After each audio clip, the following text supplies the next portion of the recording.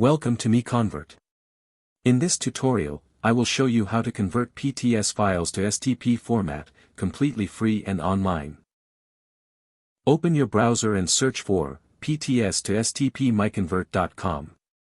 Click on the first result to go straight to the converter. You are now on the PTS to STP converter page. The interface is clean and easy to use. Let's upload a file.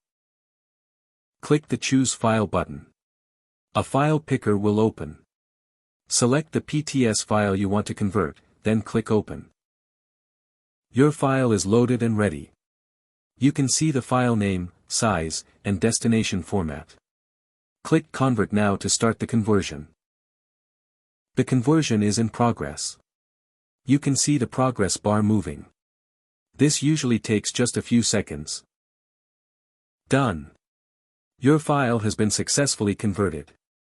Click Download to save the STP file to your computer. That's it. Visit MiConvert.com for more free conversion tools. Subscribe for more tutorials. Thanks for watching.